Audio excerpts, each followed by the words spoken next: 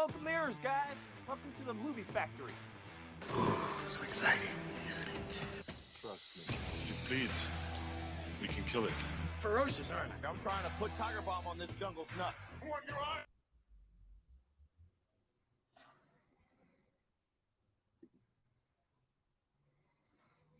Now you want to get nuts? Come on! Yes! Yes! Fuck you too! You're gonna see some serious shit. Welcome back. This is episode 84 of the Smoke and Mirrors podcast. How you living there, fellas? Well, I should say I'm fellow. good. Yeah. So Triz is down this week. Got the big C. Pause. Biggest. You know what's crazy is that I tested myself today, and like we've been like, you know, it's close contact and everything. He's in the house. Nothing. Absolutely nothing. Is it still negative? Yeah. Wow. Still negative. Can you imagine the shit that they pumped into you in the hospital? It's just like killing everything. I reckon I was patient zero. Because like, if you think about it, like I was sick, right? Yeah. And it was when? Like July, August or something? Yeah. And then I went away to the US, and then we heard about, like, you know, coronavirus is popping up here and there and everywhere. When we came back from the US, which was early December, 4 months later, or mid-December, 4 months later, we was locked down, my friends. Yeah. And what's funny is that the doctor that was taking care of me, remember, she wasn't there for about a week. Yeah. She had left to go to like Taiwan or something. Oh shit. Yeah, man. I reckon I was patient zero. I swear every O's got a story about how he was patient zero. No, got it first back. No, I was there first on the streets with it, mate. Man, I'm good, but I'm just like, you can just see the flu just hitting every O. Yeah. It's going around now, man. It is. I was Some sick. shit. I was sick last week, right? Yeah. The doctor just said that it's because of the because everyone's been living clean for so long, right? We're masked up, we're all that stuff. We literally need to get a little bit dirtier. Big time. Yeah, in isolation. Like all up, we were in like maybe 6 months worth of isolation. Like we didn't get anybody else's bacteria on us. We never got filthy. No. But now it's disgusting. Pitch black. How you going? I'm good. It's still a bit fluey, but still, I'm good. Yeah. All right. I'm going to kick off this streaming news there. So, it looks like Amazon has stepped in now with this Ron Howard film, 13 Lives, right? So this is the one about the cave collapse in, where were they? Was it Thailand? Yeah, the cave collapse in Thailand. 13 people were stuck in there, and just the rescue effort of actually trying to get them out. So originally, this was supposed to come out, I think, the end of, or just before Oscar season. So I think around February, right? They wouldn't be, there wasn't enough time to do, like, you know, the whole Oscar grandstand thing and everything. Yep. Obviously, they would have been overshadowed this year anyway. So they pushed it back to later in this year, right? Because of, like, they think it's going to be like this big Oscar contender and all this other stuff. Yeah. What's happened now is that Amazon said, no, we're just going to put it out on our service, which is kind of weird. Isn't it getting a simultaneous, like a limited theatrical run plus a big sort of like opening on the streamer? Amazon does that now anyway. Yeah, so they'll do a week because they have to be considered for awards, and then they'll pump it out on there.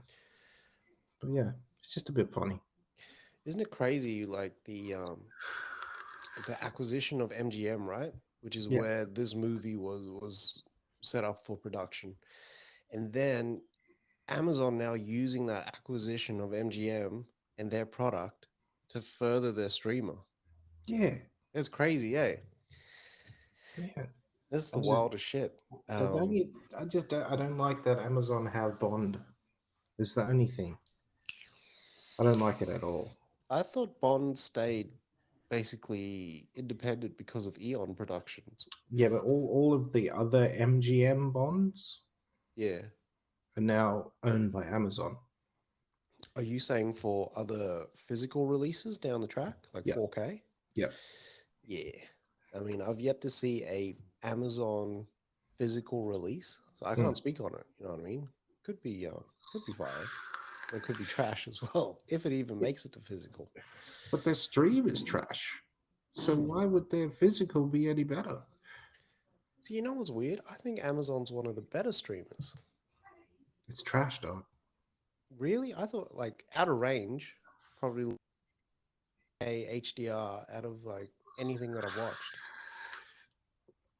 Like 4K, like looked like it was actually playing. Even Tomorrow War. Apple still looks better than them. Man. Mm-hmm. But Apple's the biggest. moving on to Disney Plus, there was a Vanity, right, and that showcased everything that's kind of happening in the Star Wars universe with the release of Obi-Wan coming up.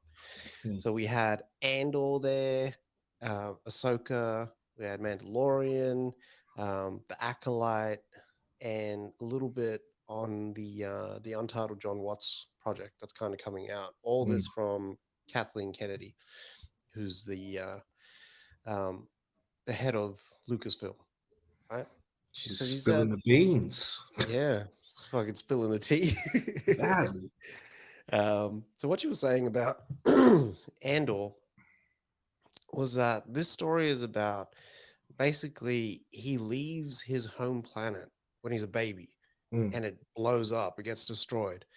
Then he goes to live with some people, and then you sort of see how he goes from this sort of mess of a person, almost cynical, to charting that journey to how he would be the self-sacrificing type that we see in Rogue One.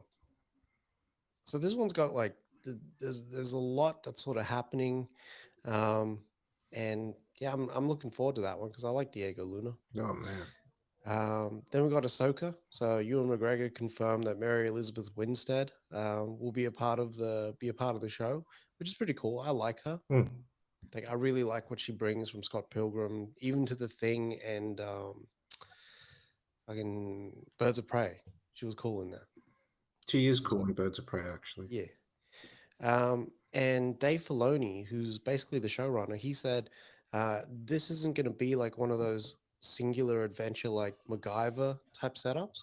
This is going to be a continuous story with an actual character and story arc all the way through, which I like. Very good. That's cool. The Acolyte. So we hadn't heard too much about this.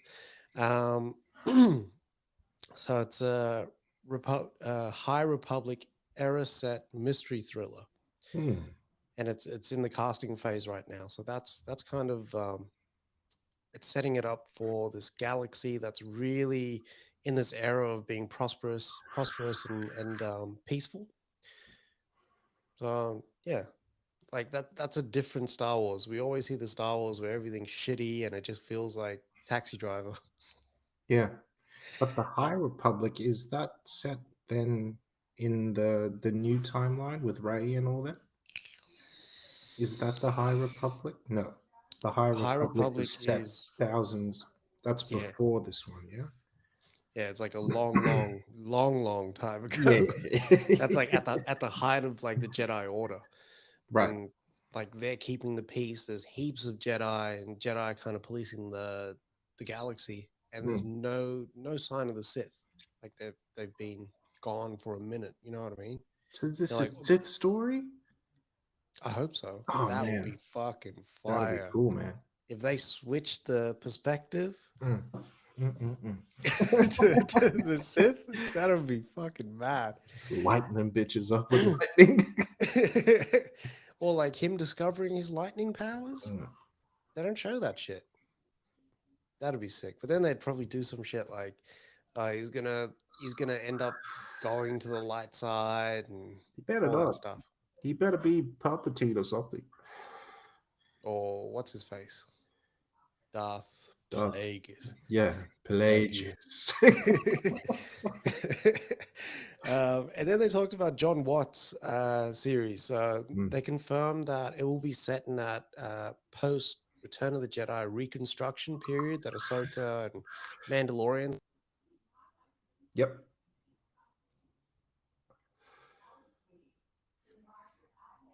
Coming of age kind of story. So they're putting out a casting call for 11 to 12-year-olds. Which Get my nephew in there, man. he could play older. He can't. But they're saying that this is almost the reason why John Watts had to drop out of Fantastic Four. Oh, wow. Yeah. So a kind of, yeah. So they don't know when the show might debut. So it's very early in development. So he's extremely involved then. Yeah. Okay. So it's no wonder he's doing like episodes of TV shows because his main focus is on this. So you can probably duck out, get an episode done. And you haven't heard anything except for Fantastic Four on the show's resume. Yeah. I reckon I could probably wait, man. I mean, I'm seeing all of the pushback and everything that Marvel's been doing. So they tend to push all of their movies out now 3 months, right? Mm-hmm. Why not just wait the extra 3 months for John Watts? Oh, no way. Like That'd be fire if they did. But at the same time, why not get other people in? Yeah. You know what I mean? Different perspective. John Watts probably doesn't want to be the superhero guy. I've done 4 straight movies, superheroes, or 3 straight movies. And they were all big hitters. You just get the edge, man. Get Joel Edgerton to get in there and do his thing. And do in for Fantastic Four as like a team ensemble. He kind of did that. No, to direct it. That's what I mean. Yeah. Like a team ensemble. Like, because he kind of did that in The Square. That's sort of like a team-ish kind of movie. It's like a crime drama, but... Yeah. Yeah, I reckon he'd be good at that. Yeah, he'd be fire. Even his brother, Nash. Yeah, Nash would do well as well. But yeah, so we're getting news on the Rick and Morty spin-off series, right? So what's his name? It is going to be called Rick and Morty the anime. Takashi Sano, so who did Tower of God. He also did the anime shorts for Rick and Morty as well, set in that universe. So he's going to come back and he's going to helm the whole project, and it is going to sort of stand alone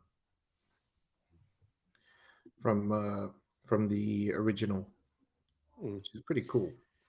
There's a mad opportunity there for like sick visuals. Yeah, like that anime stuff, fluid kind of trippy perspective shifting sort of.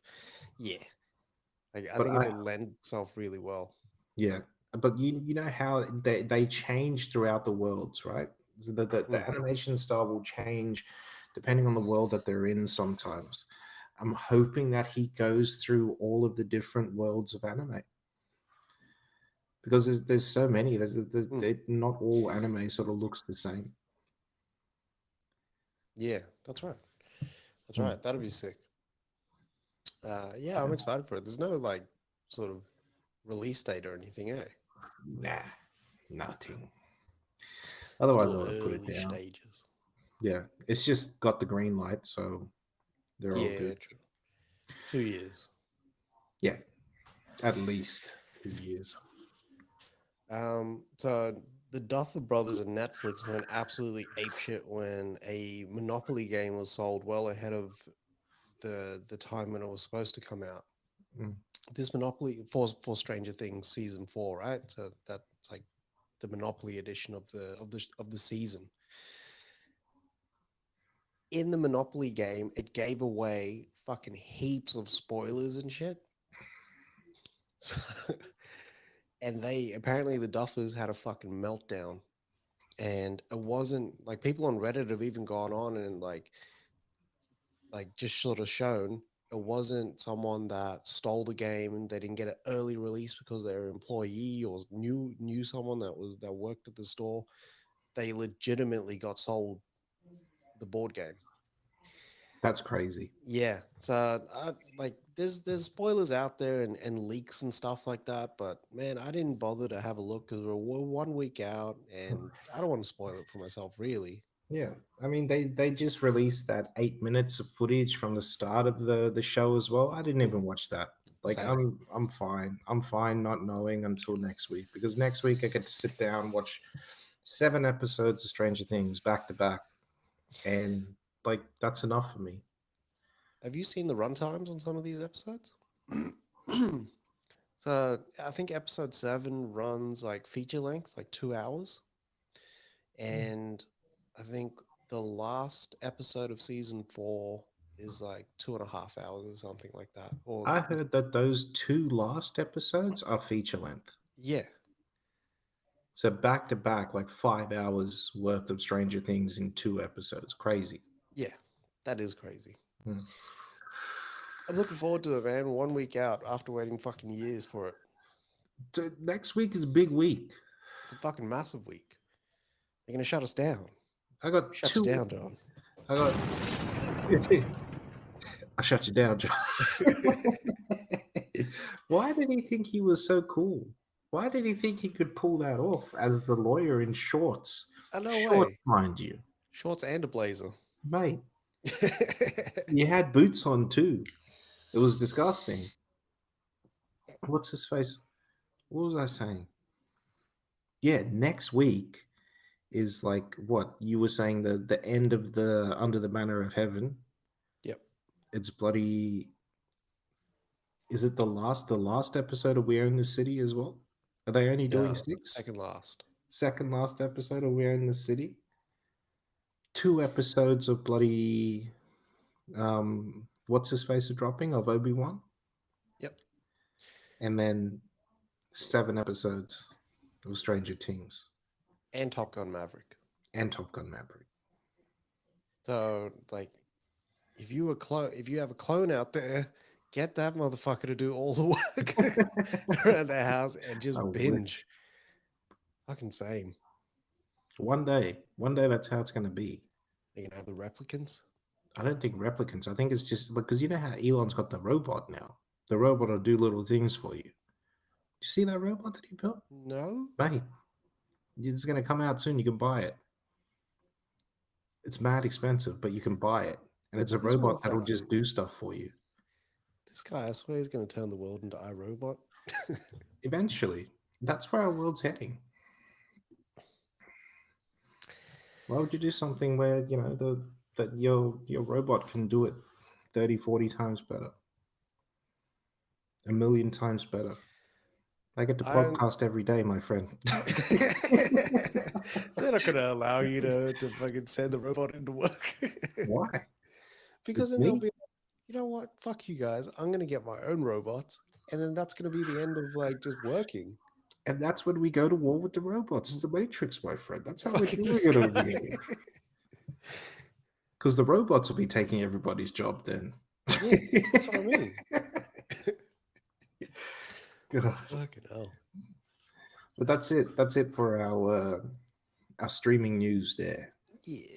And starting off with our film news. So we've got reports coming out that Alexander Skarsgard and Dane Dehaan are gonna star in this movie called The Tiger. Right. So this is a true story. It's based on the book by John Valiant. And it's actually unfolds in Russia, which is kind of weird. Russia in the late 90s, right? That's pretty cool. like Yeah. in that wintry sort of shit. Yeah. I don't know if it's Russia then. I mean, they could go Siberia then. Yeah. Isn't it Siberian tigers? Yeah. It's the bigger tiger. The Siberian tiger is bigger than a what's-his-face tiger, than the Indian Bengal. tiger, than a Bengal, yeah. Because of the cold. Because they're constantly cold. Yeah. They're bigger. They're physically bigger. And In you've the seen snow how, way. yeah, you've seen how big a tiger is. Yeah. Like it's impossible to think of something bigger than that animal. But yeah, so Skarsgard's going to play the leader of this group. That's like they need to protect the endangered cats in the area from poachers and loggers, right? And what do they say? His sense of duty is tested when he's charged with hunting down and exterminating a tiger that killed poachers in self-defense. God. Dehaan is going to play this this young environmentalist scientist who joins his group. Yeah. I don't see why he'd kill the tiger. Like it's wild. It's wild that he like even if he did kill men, why wouldn't you just trank it and then you put that tiger into captivity? They should have a tiger swap out policy, straight up. Like if there was like a tiger that sort of like attacked men or something, and then they have one from the zoo that's been rehabilitated, and then they just swap them out and they put that one in the wild, and then that one in the zoo is like washed now. That one from the zoo would die. Yeah, those are herb tigers. Yeah. That's what's so fucking sad, especially with like SeaWorld and the shit that they were doing with the killer whales and that. The killer whale would just fucking die out in the wild. They have to find a pod that will take them in. Yeah. That's wild shit. Did I send you the video that I saw the other day? You see this killer whale on the edge, right? They're at SeaWorld or something. It's on the edge and there's all these birds. And you see the killer whale and it comes up on the edge and it puts a piece of fish down and it just backs away and it starts waiting, right? And you see like birds come in every now and again, and then you just see this big old stork go down and try grab that fish, and you just see that killer whale.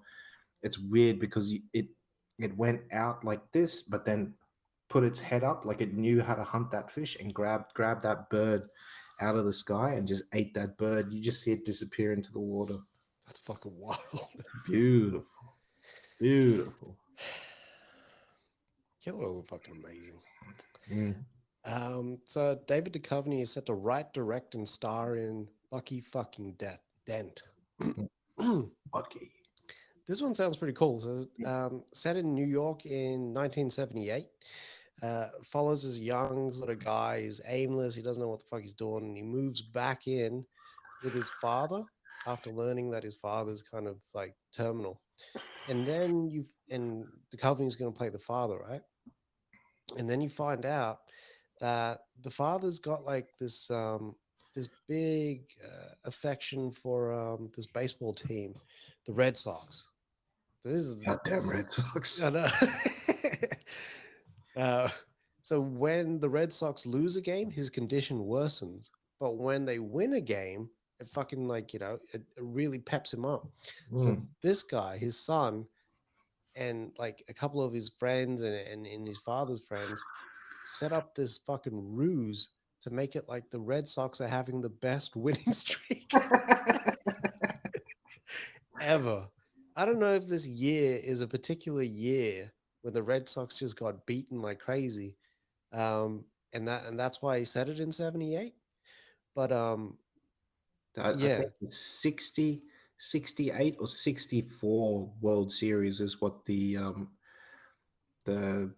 Yankees always talk about, because I think that's when they were the last game of that series was in New York. Yeah. And the Yankees got beaten in New York. Oh. Yeah, it was the worst. So this one's actually an adaptation of Duchovny's book. I didn't know this was an author as well. Yeah, he's got like 4 or 5 books out.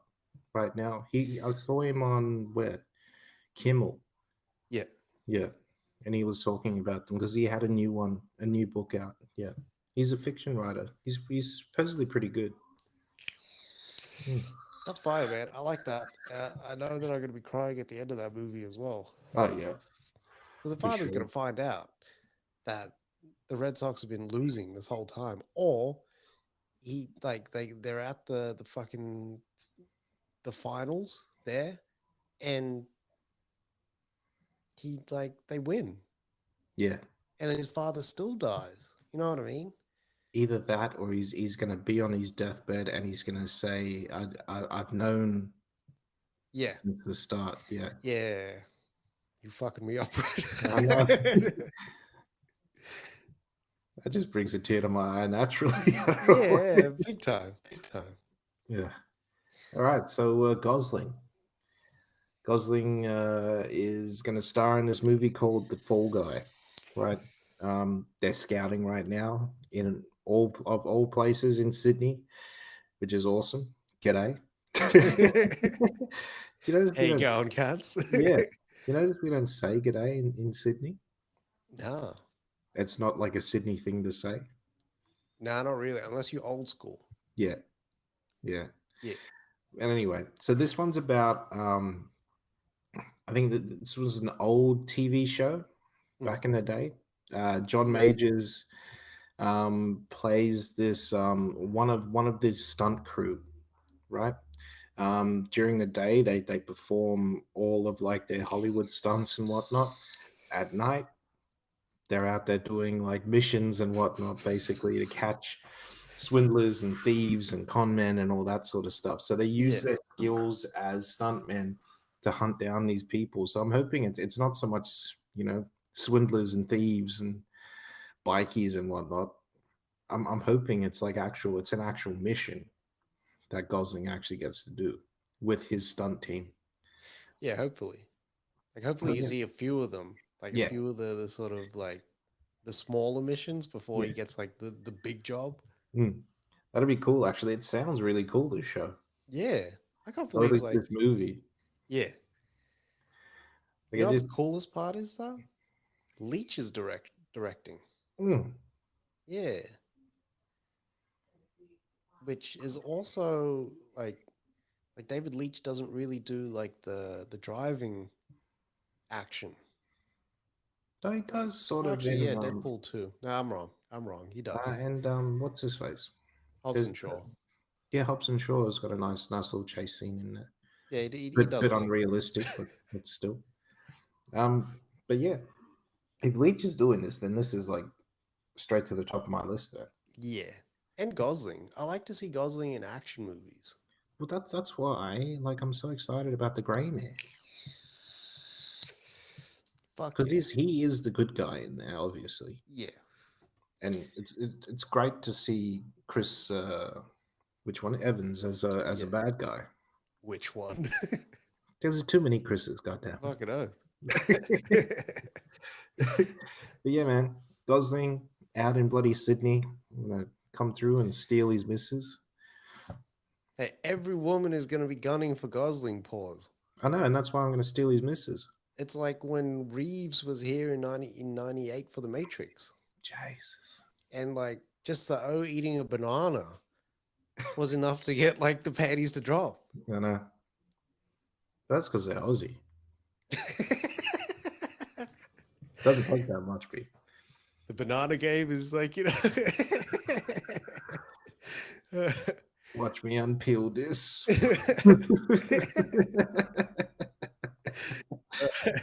So Pete Davidson, Naomi Scott, and Sean Harris are going to star in Wizards. So Pete Davidson and there's another guy here, and Rogowski. So they play two potheads, right? And then they end up finding this loot of treasure while they're high one day. And then it feels like people are going to start coming after them. I'm pretty sure Sean Harris is going to be like one of the guys that's been looking for this loot or dropped it or something like that. If Sean Harris isn't Irish, and what's his face? He doesn't do like a full-on bloody just leprechaun accent. That they missed. Big time. Yeah, man, this sounds cool. Yeah. I think I like Pete Davidson in the movies more than I do SNL. Supposedly he's leaving SNL. His movie career is heating up though. Mm. Like next year, or is it this year? He puts out 4 movies. Good bad. And yeah, he's gonna be like smaller parts, but he's also voicing fucking Marmaduke, the cartoon. Yeah, that's out, by the way. That's a big role. Yeah. Yeah. It was quite big. It sounds funny to hear Pete Davidson's voice come out of Marmaduke. I know. Yeah. But yeah, so we've got Lynn Ramsey. So Lynn Ramsey directed You Were Never Really Here, which I haven't watched yet. Oh, yeah. Still, is it good? It's fucking mad. I'm gonna is check good. them out. God damn it. So she's gonna direct this adaptation of Margaret Atwood's Stone Mattress, right? So Julianne Moore and Sandra Oh star in this one. There's a guy in here as well. I don't think they've cast him. No. So this is about Verna, who is Julianne Moore's character. She's a 60-year-old retired psychiatrist, and she's a two-time widow now. And she decides, hey, fuck it, I'm gonna go on this cruise through the thawing Arctic Northwest Passage, which is wild. It's just too cold out there. So like when she's on board, she befriends Sandra Oh, whose name is Grace, and this normal sort of Bob guy, right? And he's not there with anyone. He's there by himself, just like her. But then Bob tries to sort of hit on what's his face, on Julianne Moore, and then it just gets really weird, right?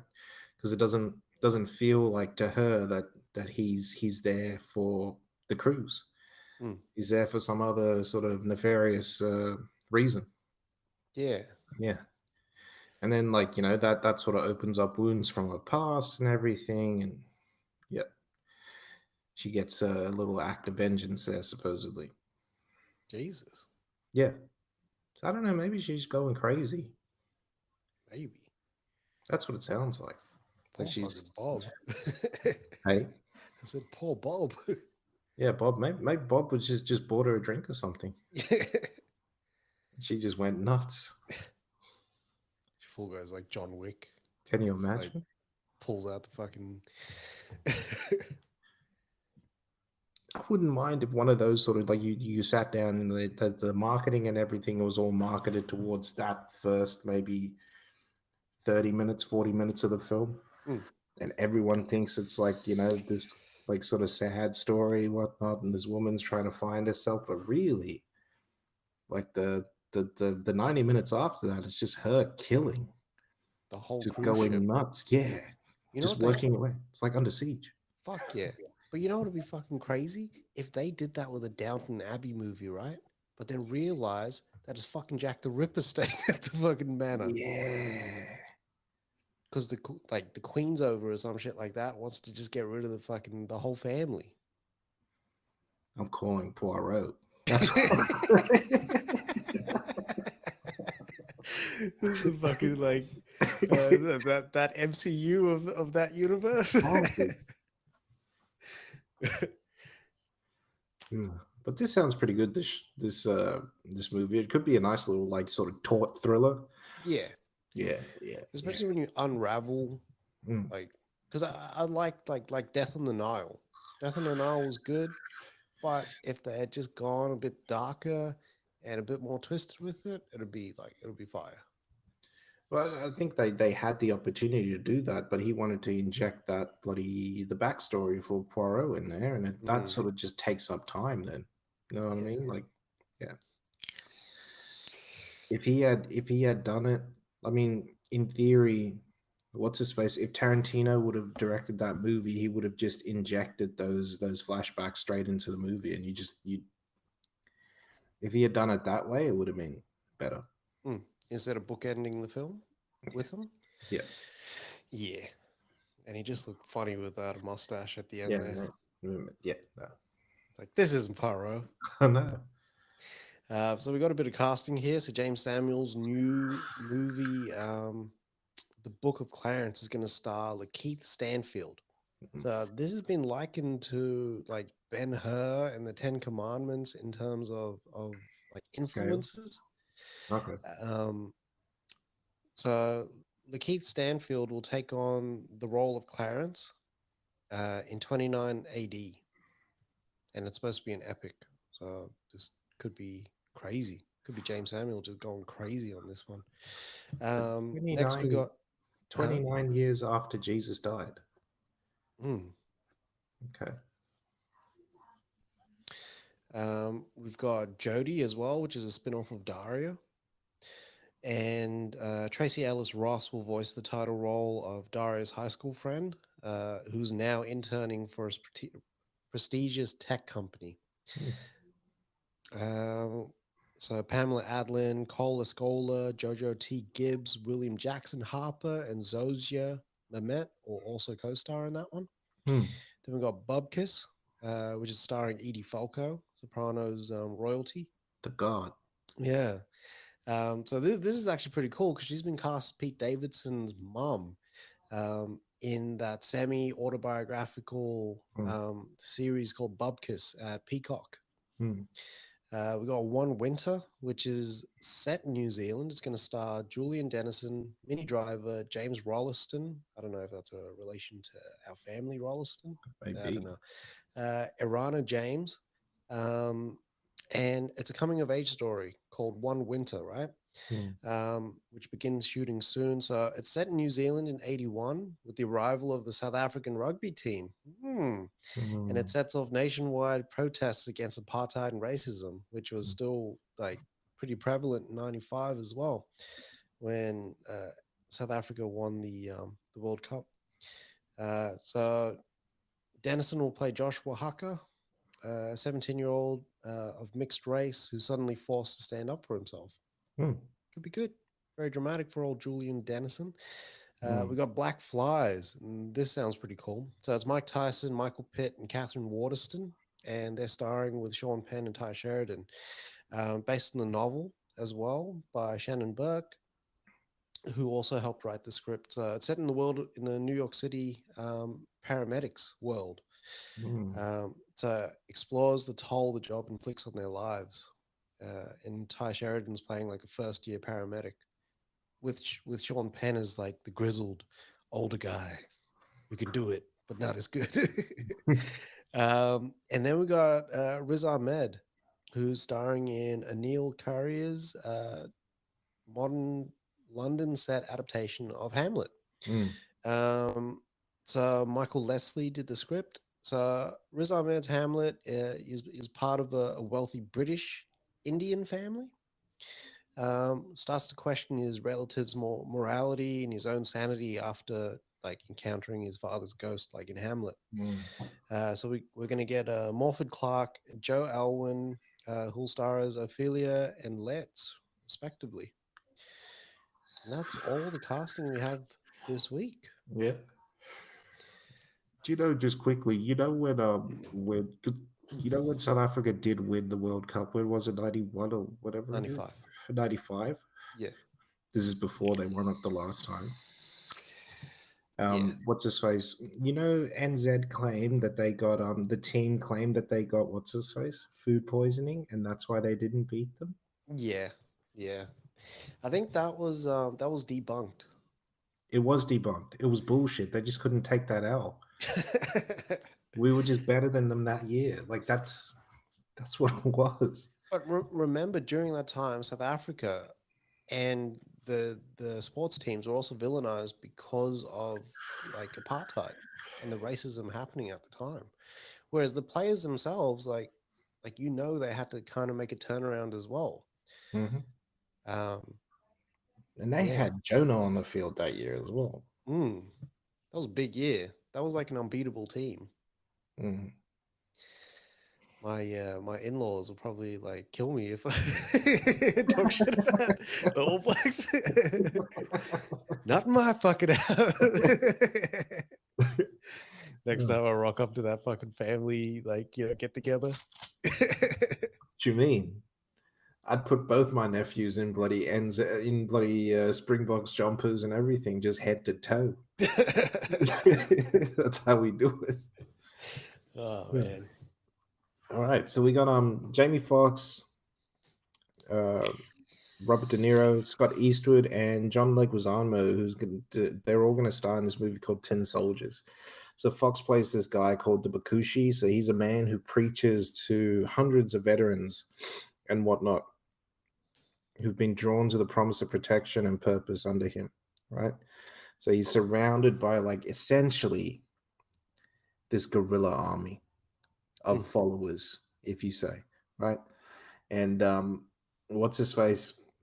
Nobody can infiltrate them or anything, and they have to go to this doctor who's De Niro.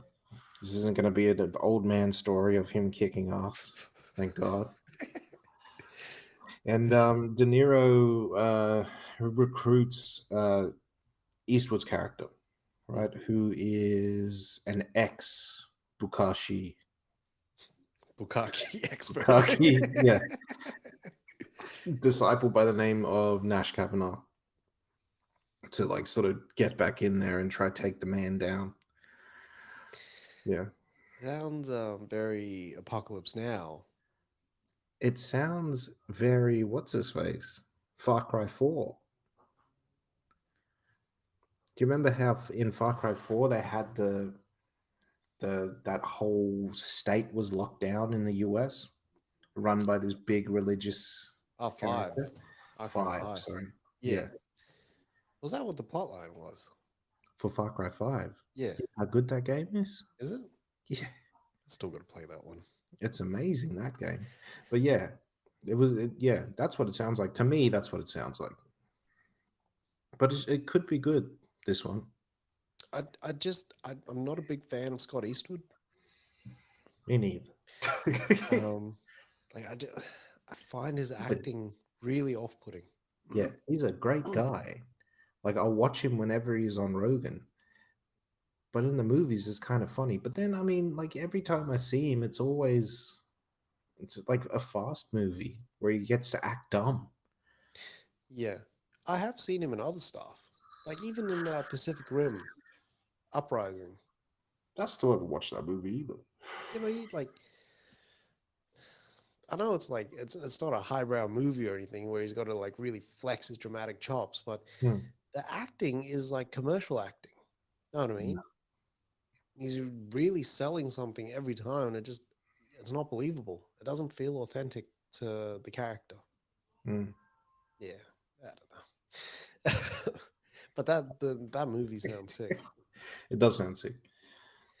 So Benedict Cumberbatch, Paul Greengrass teaming up for this movie called The Hood, which when I first seen the title, I was like, this shit's going to be about the KKK, and Benedict Cumberbatch is the guy to do it because he's just got that face. Yes. But it's about the peasant revolt in England.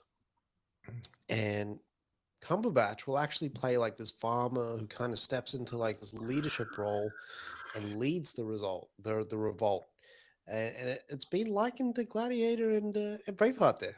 Yeah, it sounds like if you wanted to make those movies, we got the guys alive to make them.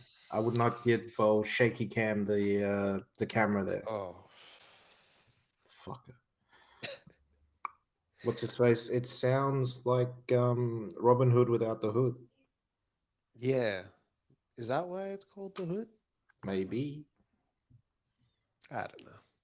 I mean, Ridley Scott made this movie 12 years ago with Russell Crowe, and called it Robin Hood. That's essentially what Robin did, and that's the exact same plot device, because they weren't allowing the people on the lands of wherever they were to use their to like Nottingham? yeah, people of Nottingham to not everything they grew didn't belong to them, it belonged to the king, so they had to give all of their food to the king and all this other nonsense. Yeah. Which is a real thing. It did happen like that back in the day. So could it be that they're playing it maybe like you don't know who this guy is, and then at the end he's like, "My name's Robin Hood." I don't know. I go by Robin.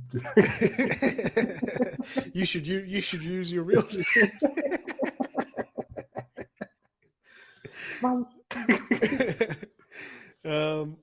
So got some big names joining Bong Joon-ho's new film.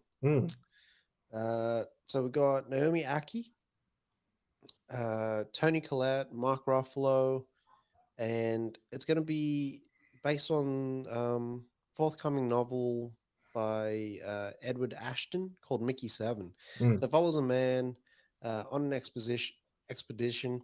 So they use this guy where like they'll send him to a place that's uncharted, right?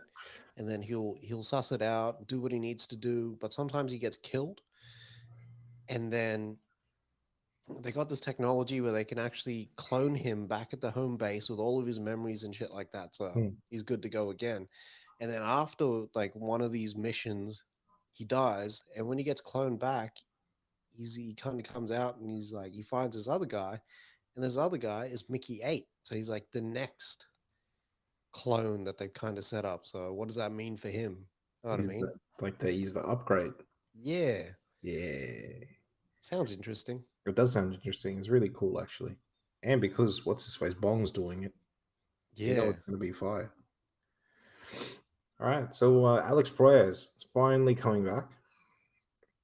He's going to direct this movie called Sister Darkness. He's also using a different sort of way to do motion capture and all this other stuff through his company to shoot the movie. So it's going to look completely different, which is sometimes scary, and you don't know how it's going to pan out. But I'm pretty sure Proyas has been working on this for a while now, right? So this one is like it's a revenge and gothic terror story, right? So it's set in the UK. It's the 1930s. This unhappy newlywed, Alice is her name, stumbles across her doppelganger. Her doppelganger's name is Isla, right? So they sort of try find out why she has a doppelganger and everything, and then basically find out that they're essentially slaves and whatnot, and it's this whole supernatural bloody backstory and everything.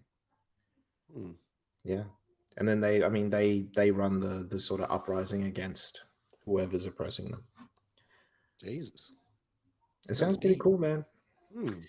And if done well, if executed well, it could be the best.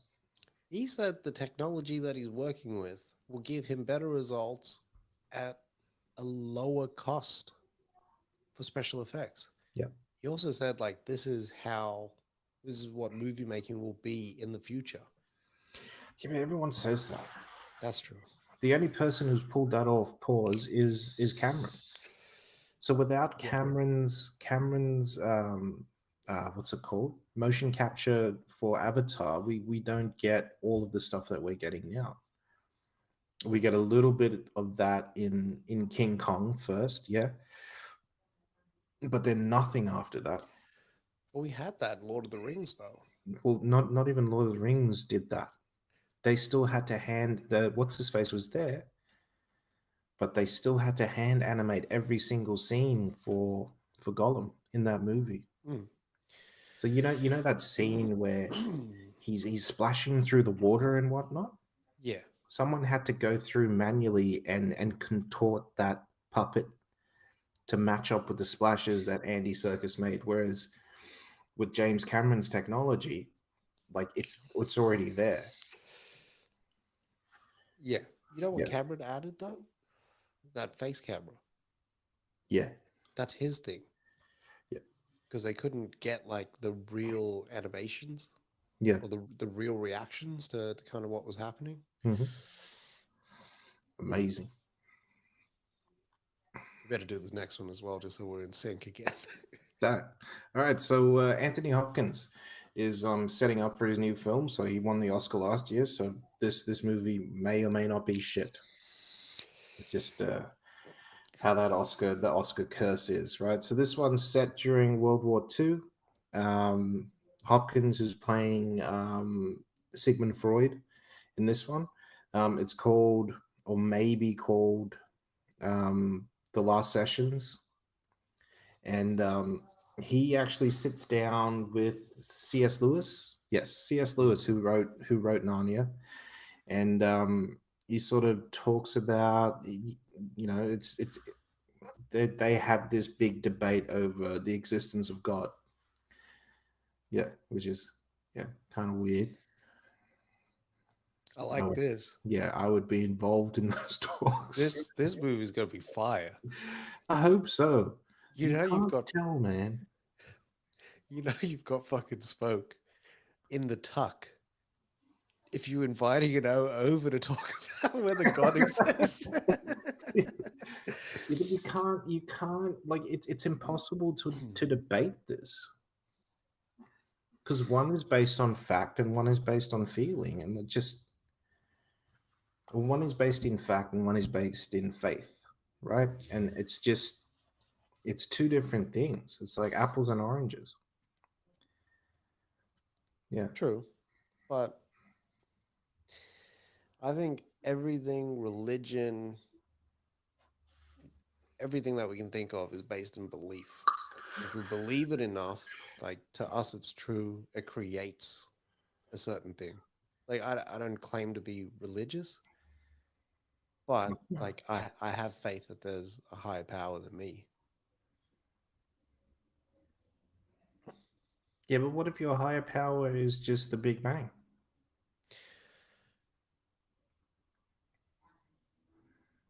Don't know. Like, what would you still pray to it? Would you this sort of like mathematical occurrence that happened billions of years ago?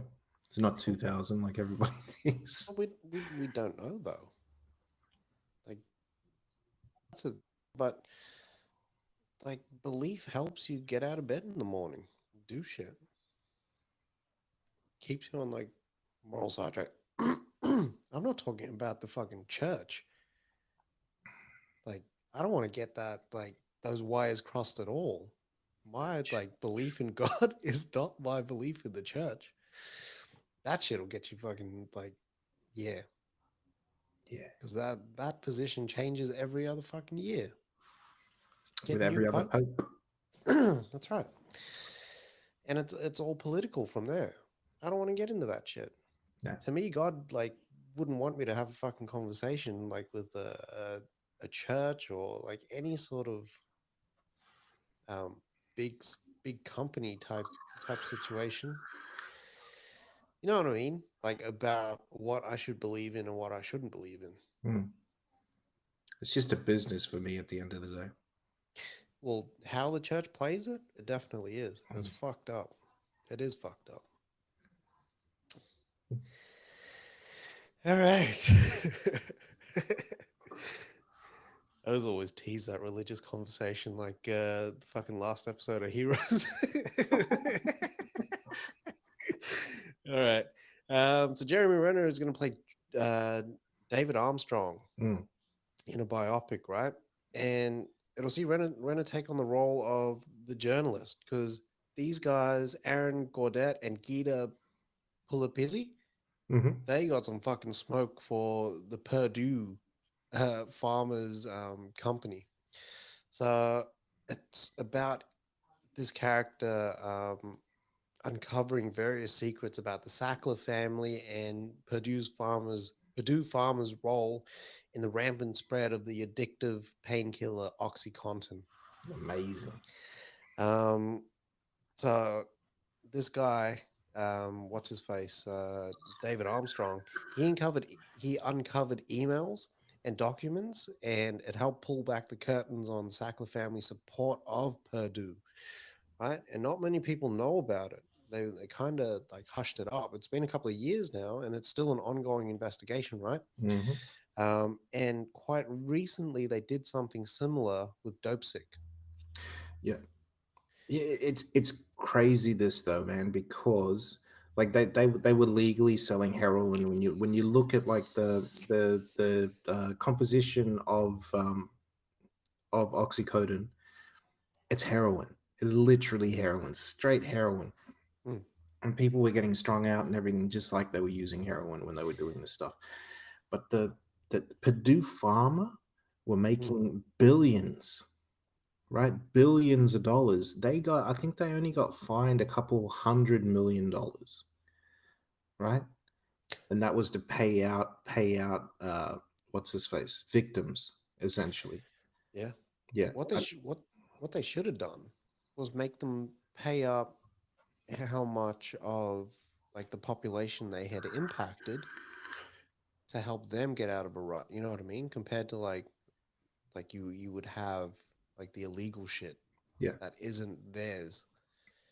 It's just crazy, man. Like there's a Netflix documentary about this, and the Purdue was like they'd have sales reps and whatnot, and like the sales rep would they'd have the statement exactly, and in the statement would say, like, you know, so and so doctor recommends oxycodone and whatnot, and these doctors like had no idea what the drug was doing. Like they under their pretenses, what they're getting from the reps, from the sales reps and everything is it's fine, it's healthy, it's safe, right? People aren't getting strung out and whatnot on this drug. It's amazing, man, what they do and what you can cover up. And yeah, Fuckers. yeah.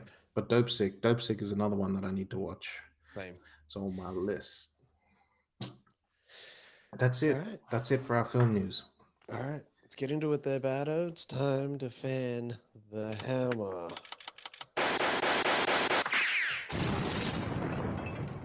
All right. So there's a prequel for The Gray Man and sequel already planned, even though the first one hasn't come out yet. David Tennant and Catherine Tate are going to return for the 60th anniversary of Doctor Who. Ed Skrein is going to be playing the villain in Snyder's Rebel Moon. Helen Mirren and Harrison Ford have signed on to lead Yellowstone 1932, so you get another spin-off for Yellowstone universe. HBO Max cancelled the Wonder Twins film. Nobody knows why. Season 2 of the Squid Games is only going to debut 2023, late 2023 or early 2024. Hocus Pocus 2 is coming out September 30th. The second season of Jack Reacher is going to focus more on the 11th book, so they're not going to jump to the next one, called Bad Luck and Trouble. Richard E. Grant is going to guest star in Nautilus, which is the story of Captain Nemo, and he's going to play the leader of the Karahan, who are they're a port city. Babylon 5 is definitely a go over at the CW, so they're gearing up for that. Disney Plus added Matt Corman and Chris Ord as writers to write the new Daredevil series, which is going to debut on their streaming service. Wheels of Time season 2 has wrapped their production. Tulsa King Fire is going to premiere with 2 episodes on November 13th, and there'll be exclusive Yellowstone footage shown on each episode, so you need to watch, people. Thomas Hayden Church is going to join the Twisted Metal series. Lupita Nyong'o exited the Lady in the Lake series due to scheduling over there at Apple, which is Amber Heard said that Warner Brothers didn't want to include her in Aquaman 2, allegedly. Tom Blythe is now has been cast as Snow in the Hunger Games prequel. So that's what's his face's character, Sutherland's character. There's an LXG or League of Extraordinary Gentlemen reboot happening. It's in the works over there at 20th Century Studios. Saoirse Ronan and Dua Lipa are joining the Barbie film. There was also news that there's going to be multiple Kens in this movie. So Simu Liu is going to be playing Ken as well. Yep. And Barbies. And Barbies. Yeah. Yeah. So Jason Momoa is set to star in this action comedy called Shots for Universal, I think. There's no story. Nobody knows what's happening. So, yeah. Margot Robbie, Barbie herself, is going to star in an Ocean's 11 prequel set in the 1960s in Europe.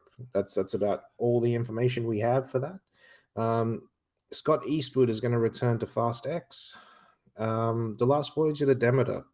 So it was supposed to come out January 27th. They pushed it all the way back to bloody August 11th, 2023. And Tom Rothman gave a little tiny update on Spider-Man 4 and said that he'd like the whole cast to sort of return. But This they're is the working most on it. vague update. Who knows? We are working on a Spider-Man film. Yes, we know. Yeah, mate. Which We one? hope the whole cast will return. Oh, God. What was I going to say? Fuck. Damn it. It's crazy that they confirmed that there's a Daredevil show coming, Yeah. That's the most exciting shit to me. Everybody knew, though. And Yeah. they had, like, everybody knew, it just wasn't confirmed. Yeah. I suppose they had to come through and just like, all right, cool, that's out there now. Yeah. Fuck yeah, man. They have to. Yeah, and that's it. The hammer has been fanned. Pause. Very good there, VD. Thank you. All right, so jumping into our movie trailer. So we got our first little teaser trailer for Prey, which is the Predator spinoff. I don't know if it's spinoff or next film. God, nobody knows. We got our first sort of main trailer for The Boys season 3, which looks amazing. Mm-hmm. The Old Man with what's his name? Jeff Bridges, directed by John Watts. Fire. This looks amazing. Oh man, I was really surprised. Old man action bag. Yeah, and he's older than Neeson. Yeah, he still looks good though. Yeah, he looks like he lost a little weight for this one. Yeah, but he was sick. Remember, he was sick. They were saying. Yeah. I don't know. We got our first trailer for Spiderhead. Doesn't look too bad. That's the sort of weird island of Dr. Moreau sort of. Yeah, but with psychological drugs. Yeah. We got our first trailer for She-Hulk. It doesn't look too bad. Yeah. Comes out August 17th. I will be there to check it out. I got our second trailer for Where the Crawdads Sing. This is shaping up, my friend. This is shaping up. It looks pretty good. Jam? Yeah, man. I can't wait for this. Wow. Okay. Yeah. We got our first trailer for The Umbrella Academy season 3, dropping on June 22nd, and we got our first trailer for Baymax over at Disney Plus, dropping on June 29th. Right, B. But then we got our two main trailers that we picked, like the shit that we thought was the best of this week. So George Miller returning after 7 years. This man knows how to take a bloody break, eh? So he's dropping on August 31st. 3,000 Years of Longing is coming out. So this is Tilda Swinton, Idris Elba, and one of the guys from the fucking Umbilical Brothers, Starra. And Tilda Swinton basically buys this lamp, which ends up having a genie in it, and Idris Elba plays the genie. And she can't decide what her 3 wishes are. And then it seems like they go into the lamp, and it almost gave me like the Cell kind of vibes with how kind of weird it is. It is George Miller, and we are going to get like this crazy imagery, and the shit that he's put together, just like the massive hand in the apartment just sticking through the door was pretty weird. And him in the apartment, because he's extremely big inside the apartment. Yeah. like that perspective changing is cool as well. Yeah. Idris looks great. Tilda Swinton looks good. I can't wait for it, man. Like this is the first time that we're seeing George Miller after all these years do his thing. I think this one's been in the can for a while now, and it looks trippy. It looks really really trippy. Well, But this is that movie that he's wanted to make now for ages, right? yeah, Yeah. it also looks like a movie that will flop. Because I know people are looking at this trailer going, I don't fucking like, I don't know why I would be excited. It looks very random. Yeah. It's kind of out there. I don't know what's happening, so I'm not gravitating towards it. I'm not showing up for this, but like it killed it at Cannes. It did well there. I mean, Indiana Jones got a 15-minute standing ovation in the Kingdom of the Crystal Skull. So Really? I don't know if Khan is the fucking that's not my barometer. No. But yeah, I'm there for this, man. This looks good. George Miller, man. I wish Idris's character was what's his face's character. Nicholson's character from What's His Face returned. The Witches of Eastwick. I haven't watched The Witches of Eastwick. You haven't watched them? That's so good, man. You should check that out. Yeah. All right. So my trailer this week was The Terminal List. It was weird because I was listening to Rogan's podcast and Jack Carr was on there and they were talking about all this stuff about the show and everything, and then bang, they dropped that trailer. This looks amazing, man. This is that role that I've been waiting for from Chris Pratt. You know what I mean? Yeah. Where he just gets in his bag. Yeah. Like there's no holds barred, just violent, just R-rated. Give me that. That's what we want. Yeah.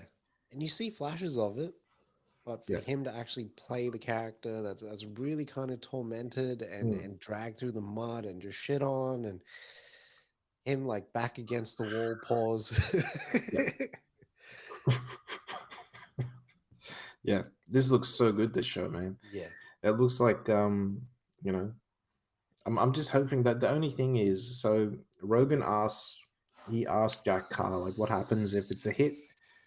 And he said, well, basically, if it's a hit, we're gonna have to wait for Chris's schedule to sort of open up. And it's like, for me, that's like, damn it. That means I'm waiting 3-4 years for another season. Yep. It's just at least.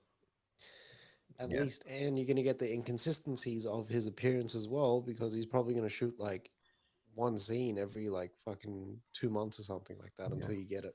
Yeah. Yeah. Well, but I was surprised how fast they actually shot this. But it is Antoine Fuqua. So I mean, he usually shoots really, really fast. So yeah. Pause. and they probably prepped the fuck out of this so that Pratt could just get in and get it done. Yeah. When he pulls out those fucking axes, though, I was like, this guy's gonna get into some shit. Yeah. I got Rambo vibes when he had to try up against the wall, pause, and he pulled out the axe. All they needed to show was like just like a black sort of surface, and then did just his eye opening. You see him like all black and bloody and whatnot get out of that car, so he's all fucked up, man. It does look like a flashier kind of show. A lot like No Remorse. Yeah. It did remind me of No Remorse. Without remorse. Yeah. I actually feel like watching that again. Yeah. I never watched the movie ever. But yeah. It looks like it's going to be like that slick sort of show, but have like the gritty violence in there. Man, all of the guys that were operators on there, right? And they're what are they? Not contractors. Who are those guys on the films that sort of like tell them about realism and all that? the advisors, Yeah. all of their military advisors are all Jack Carr's friends. Jesus. So some of the stuff, like in the books, like, he wrote those books because he wanted to sort of talk about the stuff, some of the stuff that he was into, or that he got into in the military, as special forces. He's a machine. So Jack Carr's actually done it. He's done it. He's writing about experience. He's Damn. an actual he was in special forces for years. Yeah. Whereas I think Lee Child is like just a normal guy from England. But Lee Childs loves that Jack Oh, Carr. really? Yeah. Absolutely loves him. I wonder if Amazon's ever going to do like a crossover episode. Fucking better not. Fucking hell. The Jack Carr cinematic universe. I think Richardson is in this show. Is he? I think so. He looks like a villain, that guy. Yeah. Alan Richardson looks like a villain. But I don't know if what's his face is the villain in this. Taylor Kitsch. I thought he was. I'm probably wrong. And that's it for movie trailers this week. There's a fuckload of big trailers that came out. Yeah. It's ramping up now, man. Yeah. All right. So into entertainment news, so some sad news. So we got legendary composer Vangelis, who passed away, right, at the age of 79. He's made some of the most iconic soundtracks of his generation. So Blade Runner, and I kind of forget that Tears in the Rain piece of the score, and how he kind of slows it down, sort of, and isolates the keys, because his big thing was synth, right? Yeah. He did the score for Oliver Stone's Alexander. Wow. And and he did the score for Chariots of Fire, with which he won an Oscar for that. How did he not win an Oscar for Blade Runner? Compared to the music that was being used or being composed at that time, it's completely different. Yeah. And he probably influenced a lot of the music that was to come. What do you mean? When we're hearing it now, we're still hearing it. Yeah. That synth sound is still there in our music.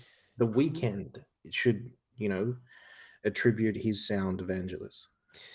The fucking Masters of the Universe film should be attributing the key thing to Vangelis. Do you think Wouldn't be surprised. Do you think that Gwildor was bloody their take on Vangelis? Disgusting. I actually remember that little fucker's name. I always just seen that those cheeks as like a ball sack. Yeah. With his penis nose. Yeah. Oh, anyway. So supposedly there's concerns over the box office for Strange. Bullshit. Right? So so even though it made what? $600 million, it's already made more than the first film.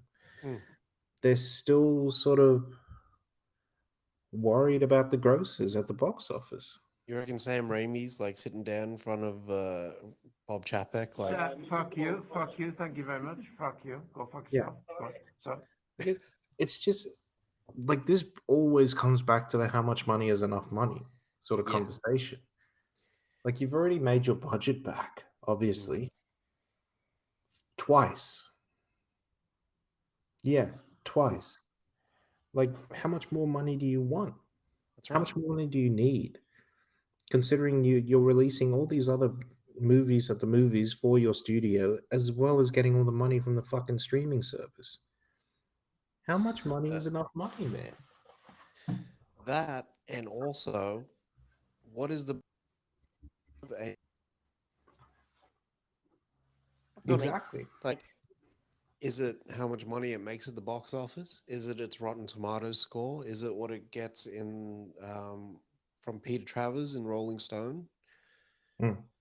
Like, Like, what is the barometer that people are out there kind of going for? I mean, they use Rotten Tomatoes to then go, all right, I want to put my money down on that because Yeah. it's like an aggregate site. You know what I mean? And then that's a big thing when the Rotten Tomatoes score gets revealed. But it's all bullshit. I hate that Really. Rotten Tomatoes score. Like, Absolutely fucking hate it. I find it weird that, like, where there's conversations like, is $600 million a flop? Yeah. Whereas some Considering, movies might not even make $50 million. yeah. What was it? Don the Dragon Wilson was talking to Viking Samurai, right?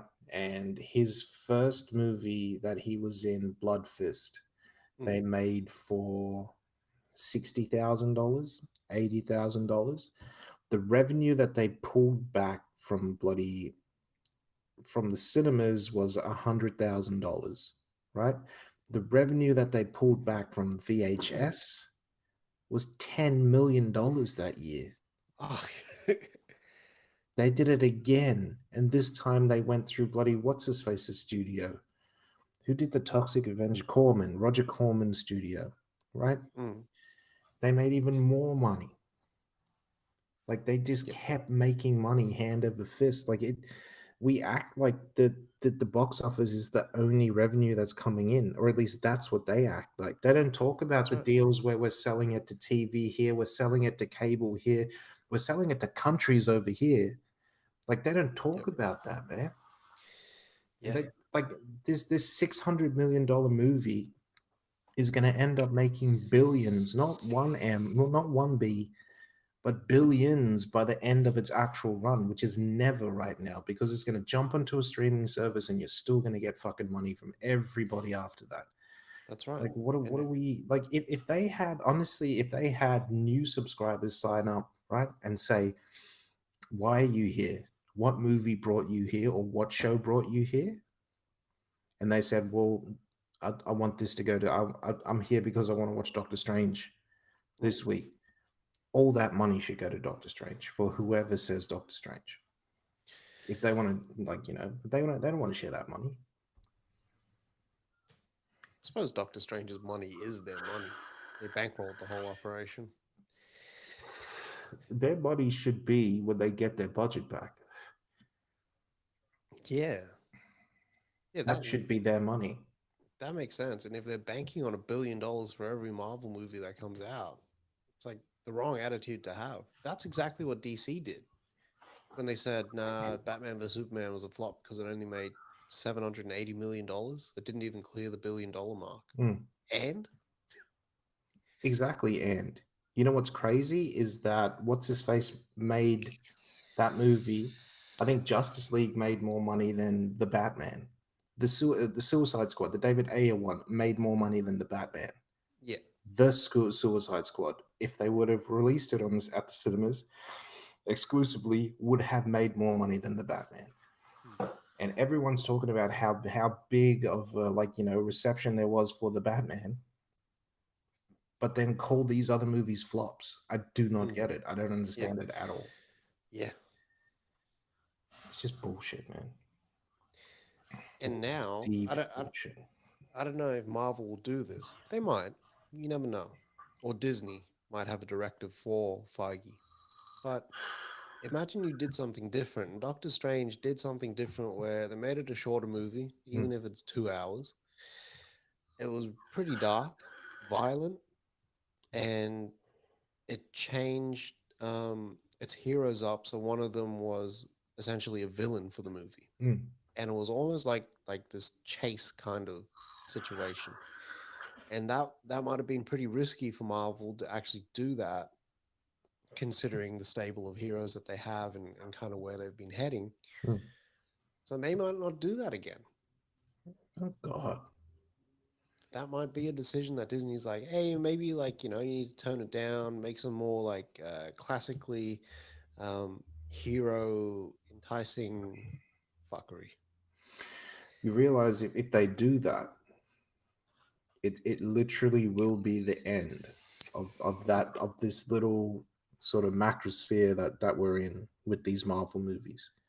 Because they tried the exact same thing with bloody what's his face movies with the westerns, and Eastwood just made his last western 40 years ago, right?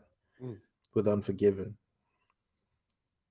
Like it's, and we only get westerns now, few and far between. Yeah, that's true. So if they fuck with the formula now, then that's what it's going to be for them. That'll be their sort of the death knell. Yeah. I always think like superhero movies are never going away. I don't mind that. I like to have like the variety of superhero movies. Yeah, but that's the thing for me. I don't see variety now. Like, give me an R-rated superhero movie, man. That's like the DC type shit. All your fans are older than 15 now. What's his face came out when? 2003? Iron Man came out? Yeah. Mate, even the people that were born then are old enough to see an R-rated movie now. Like you're not growing with your audience. That's my issue. Yeah. And DC's issue is that they went too old too fast with their audience. I also think like DC was trying to do what Marvel was doing without like doing the groundwork first. Yeah. It was the lazy man's way. Yeah. Put the work in. Yeah. Should have had another sequel to Man of Steel. All right. So Kathleen Kennedy in that same Variety article was talking about the Star Wars film future because she said, hey, we know it's been very heavy in terms of series only, but we're taking a break. Like they talked about that hiatus that they took to sort out what the fuck's going on. And she said, well, we made some mistakes where we casted people and we shouldn't have recast people for these roles, like the Han Solo role. Like they shouldn't have put Aaron Rick, I don't know what his fucking name is. Even though I liked him, I really liked that over that role. Yeah. And she said, we are working on stuff, but like filmmakers need to understand that if you're fucking with the Star Wars universe, it's a 5 to 6 year commitment. Like you can't just dip in for a year, film your thing, and then go. It's like there's a whole process now where yes, we're going to develop it. Yes, we're going to like put it up on screen, shoot it, and make some adjustments as we go. And yeah, like you know, in the back end, we're gonna like still do some stuff. So don't expect to just do the normal process, which is cool and everything. And I wonder how it's gonna sort of play out because you got Favreau in there. Is he going to Godfather all the films in a producing capacity like he did on TV, or is it going to be Kathleen Kennedy? She did say Taika's got something like in the works as well. Like he had something set up already. Kevin Feige's project's on the back burner, and fuck, what's his name? Brian Johnson's project, his trilogy is also on the back burner. She also said, like, with Star Wars, let's not just always talk trilogy. Like, let's do like a singular movie and kind of like work it from there, which is what they should have done for like all the other ones. Like the sequel. That's how George did it. Yeah. It's only later on that he was like, fuck. Put a 4 in front of it and call it A New Hope. That's what we're going to call it because it came out as Star Wars. Yeah. Yeah. Yeah. And him doing the prequels was the only time he had kind of mapped out the complete trajectory. That's right. Even though he had said, like, you know, I'd done these years ago. No, you didn't, George. No, you didn't. Stop your lying, mate. George. Cap. George, it's me you're talking to. And that's it. That's all the news. All right. How is it that How is it that Halo waited until episode 9 to pull out the fucking, like, you know, all the stops and to actually put together a solid episode? I'm just glad it's finished, my friend.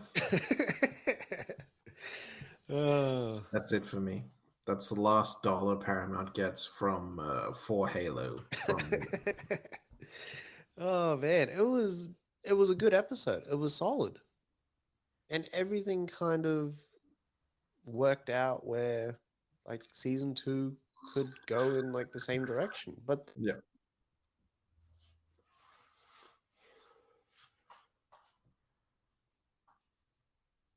what are you going to do in that second season that's going to be so like mind-blowing or going to buck this trend or actually make it more interesting? Exactly. Who knows? It's obvious it's not going to be canon. It's going to be something that's made up, and it's going to be, God, shit. I was really disappointed with this show, man. Yeah. As a whole, this just the end did not justify the 8 episodes that preceded it at all. No. It was trash. It's like they had a start for the show, and then they had an end, and they had no middle. Yeah. You know how aggressive the show would leave me? Like at the end of every episode, I was like, what the fuck are we doing here? Yeah. What are we doing? So I'm glad to see it go. So Like, I'm just gonna say that's the series finale.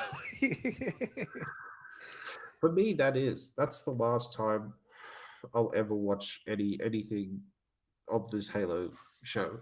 I don't think they got greenlit anyway for another. No, one. they did.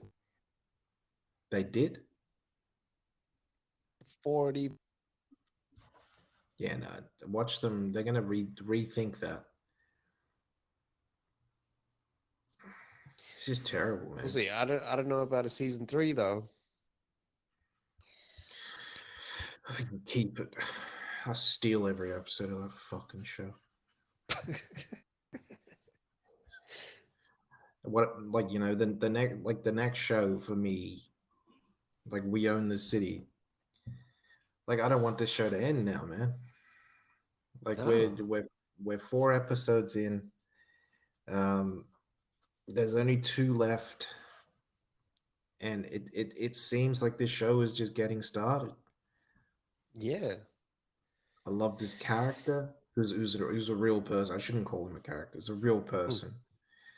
And it's just heating up, man.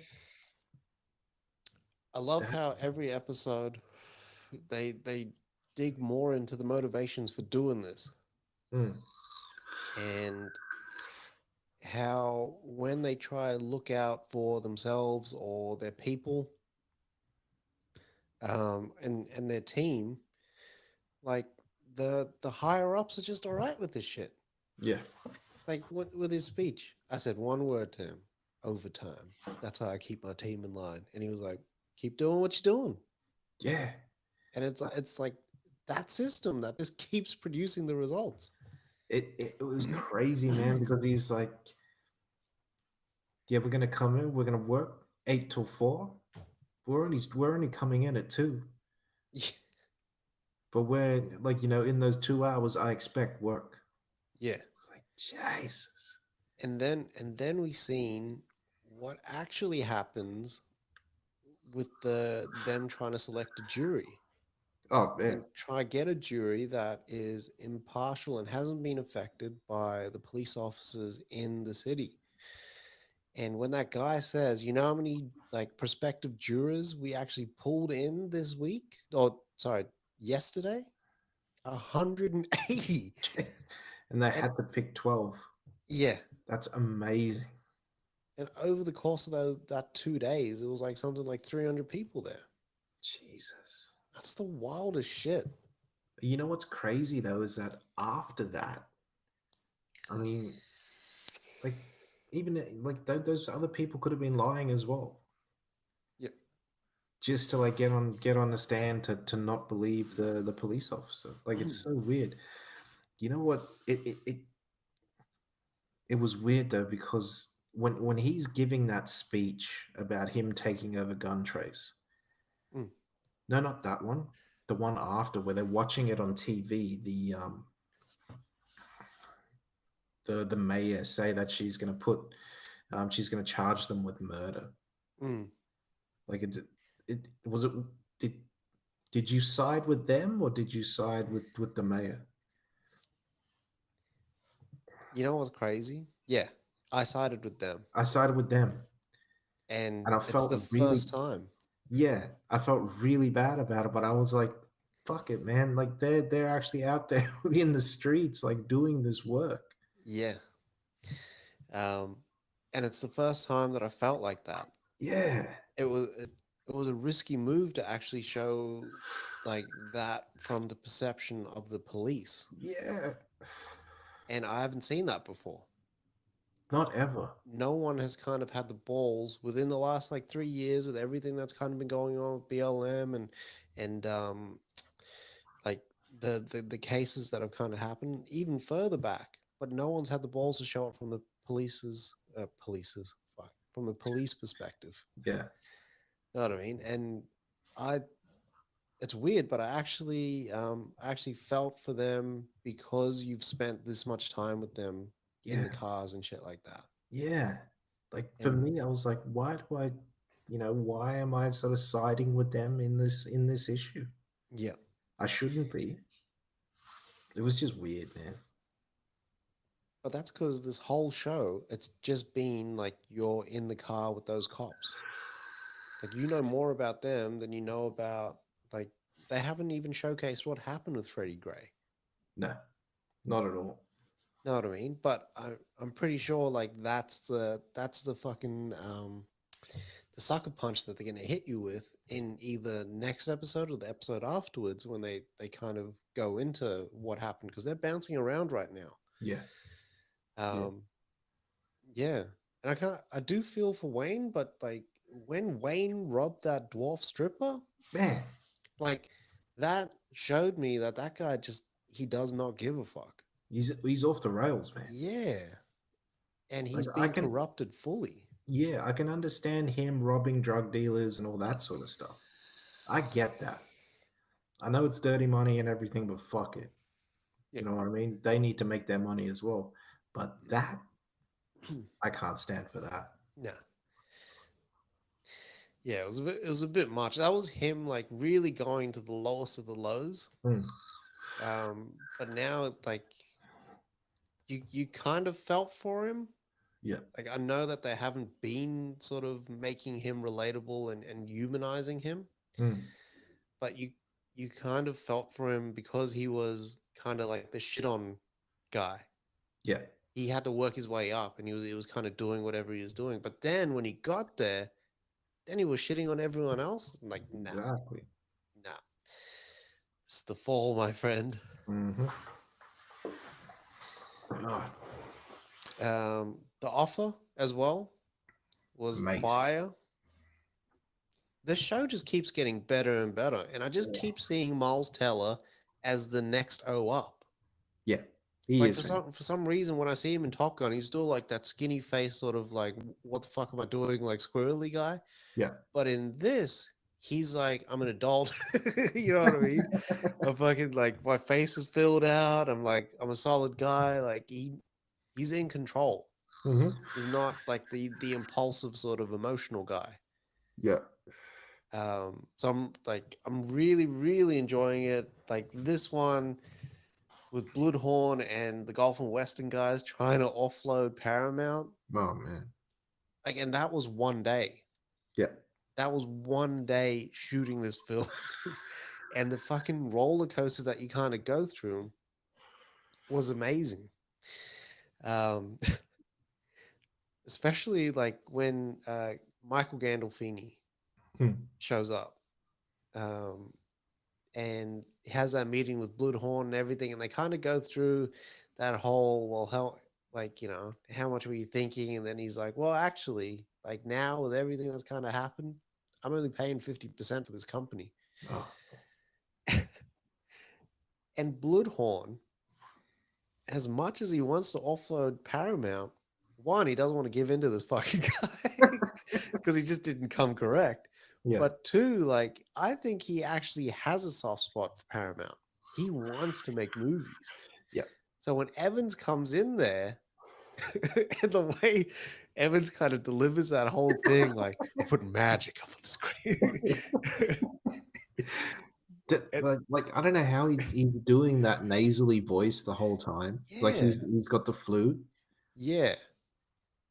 Yeah, it's like he's He's putting his talking. tongue Yeah. at the back. Yeah. Yeah. He's doing a weird thing, but like the way Bloodhorn kind of just like excuses him. Is that it, Evans? Is that Yeah. it? Get out. You know what I love is that Evans doesn't even close that door. He walks out.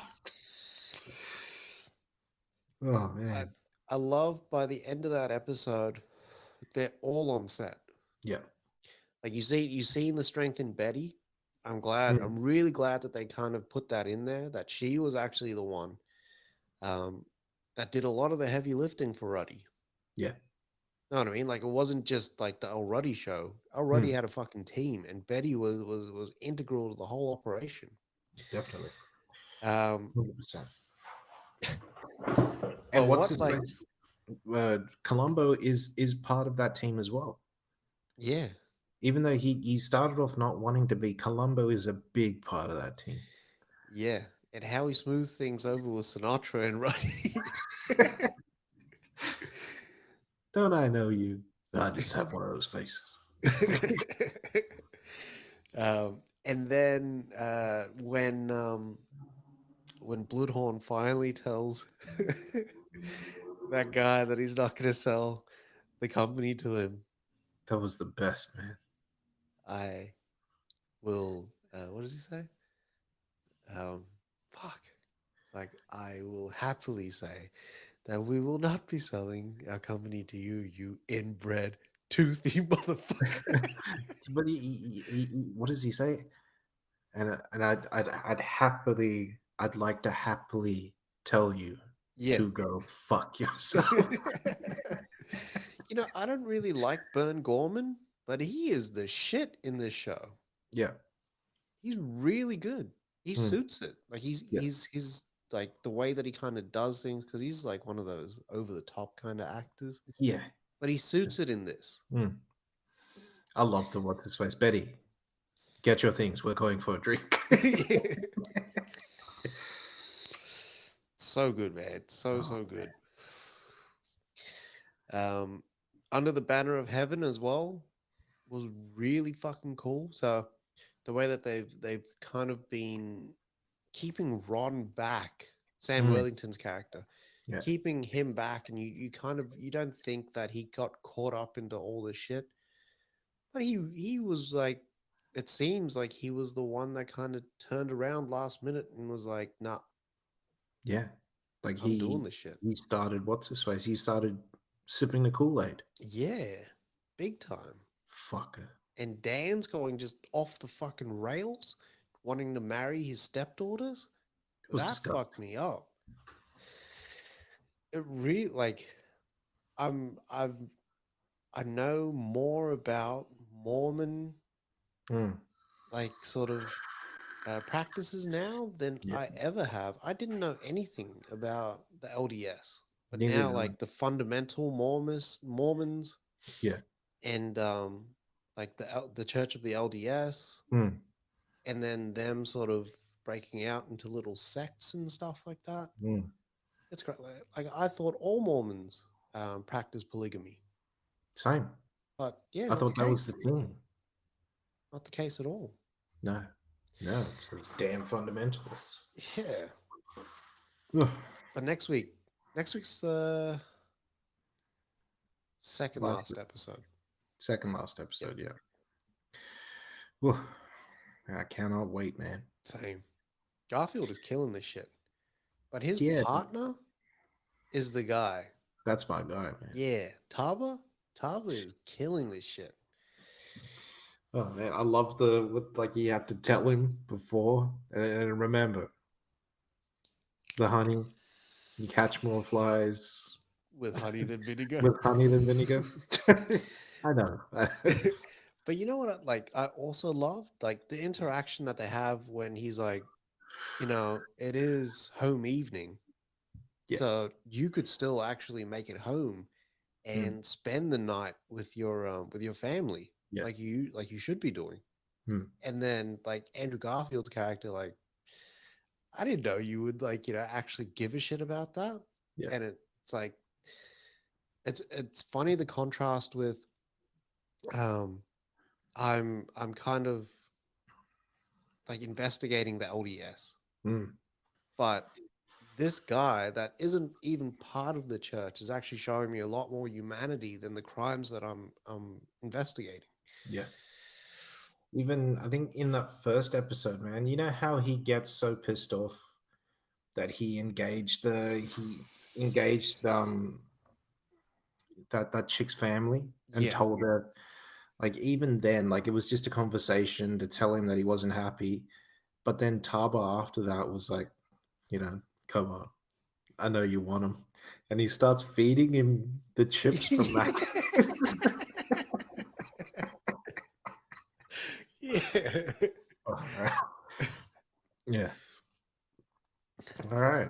And then we had the season finale of Atlanta. I didn't like this season finale, man. Really? No, not at all. I didn't want just another story. I wanted to end with them, with the boys. I know. But I think Van's story is important just because like she hasn't been on, like she's been on for the last 2 seasons, you know what I mean? Mm. And this was kind of giving you the closure, because if they didn't show this, you'd be like, so what the fuck happened with Van? And it'd be like every other female character that's like, usually thrown to the side in these ensemble shows. Mm. But for some reason they stuck with her, and everything that she was kind of doing was in response to the trauma and um, the pain that she was kind of feeling living in Atlanta. And Mm. for her to kind of like do the complete 180, fucking going to go get hands, like like getting into a relationship with Alexander Skarsgård, Mm. Skarsgård, not Sarsgaard, like recreating her life in like parallel with Amelie's. Yeah, she wanted to be Amelie. Yeah, it was like it was next level just to see that as trauma, and for her to have that accent, and then when that chick brings it back to what about Lottie, and it's Mm. like that kind of grounds her, and she slowly loses that fake French accent Mm. and kind of comes back to just her. You know what I mean? It's like that's kind of what she needed. Mm. It's like this whole season has been about how people process pain in different cultures as Mm. well. Like we've seen it with Trinity to the Bone, Yeah. and now we're seeing it with Van in this. So yeah, it's been funny, but it's been really uh like powerful. And it's like it's a different episode structure. Huh. I have heard from the producer, not personally, but in an Mm. interview, I have heard like they probably won't go with that structure for the next season. Right. I got no problems with the structure. I just want to see more of what's happening with Paperboy and Ern and Darius. Yeah. Yeah. I honestly I need to see someone break Ern down. Because Ern's been too protective of this mask that he's kind of put out Mm. the whole season. And it started at the end of season 2 when was it Tracy that checked him, and when they had that fight and put him in place. Yeah, but that all, I mean, all of this is great for Ern right now. Being away from Atlanta, on the road and whatnot, you forget that Ern goes back to sleeping in that fucking storage locker when he goes back home, Yeah. right? can't stay with Van. Like, I think that's what we're gonna get in the next series is him having to deal with all of that stuff. Yeah. I'm excited for that. Yeah, same. But that's it. That's a wrap. All right. You can find us on all social media. We're everywhere. Twitter, Instagram, Facebook, TikTok, Twitch. Like and subscribe to our shit. We're putting new content up every week. Yeah. Tell us your thoughts. Some of the things that we've said in this episode. Bucky said, did your doctor come back alive from Taiwan? Yes, she did. Dr. Wang came back fine. And that was it. Thanks, Bucky. Yeah. Take care of yourselves. Love yourselves. And in T-Dog's place, wash your ass.